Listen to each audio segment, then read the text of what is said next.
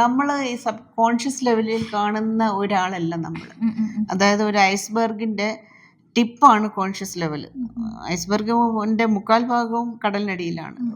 മുമ്പിൽ കാണുന്ന ഒരു ടോപ്പ് ഭാഗം കോൺഷ്യസ് ലെവൽ മാത്രമേ നമ്മൾ അറിയുന്നുള്ളൂ. അതിൻ്റെ സബ് കോൺഷ്യസ് ലെവലിലും അൺകോൺഷ്യസ് ലെവലിലും ചെല്ലുമ്പോഴാണ് നമ്മൾ ആരാണ്, നമ്മൾ എന്തുകൊണ്ടാണ് ഇങ്ങനെ എന്ന് നമുക്കൊരു ഉത്തരം കിട്ടുന്നത്. അത് വേറൊരു വ്യക്തിയെക്കുറിച്ച് നമ്മൾ പഠിക്കുമ്പോഴും നമുക്കതാ മനസ്സിലാവുന്നത്. അപ്പോൾ ആ ഒരു ലെവലിലേക്ക് ഇറങ്ങി ചെല്ലുക എന്ന് പറഞ്ഞാൽ സൈക്കോളജിയുടെ ഇപ്പോൾ ഫ്രോയിഡിൻ്റെ ലെവലിൽ നിന്നും താഴോട്ട് പോകുന്നുണ്ട്. ഫ്രോയിഡിലൊക്കെ നമ്മൾ കോൺഷ്യസ് ലെവലിലേക്ക് ഫ്രോയിഡ് പോയിട്ടുള്ളൂ.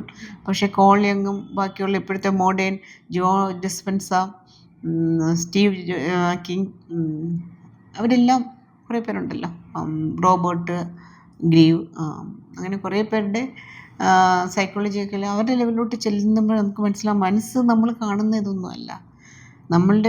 നമ്മളെ ആക്ച്വലി നമ്മളെ എംപവർ ചെയ്യുന്ന, നമ്മളെ ആവാഹിച്ചെടുക്കുന്നത് നമ്മുടെ മനസ്സിലെ സബ് കോൺഷ്യസ് ലെവലിലുള്ള നമ്മൾ കുഞ്ഞുനാൾ മുതലുള്ള നമ്മുടെ പാറ്റേൺസും നമ്മുടെ ഫിയറുകളും, മെയിൻലി ഫിയറാണ് നമ്മളെ നയിക്കുന്നത്.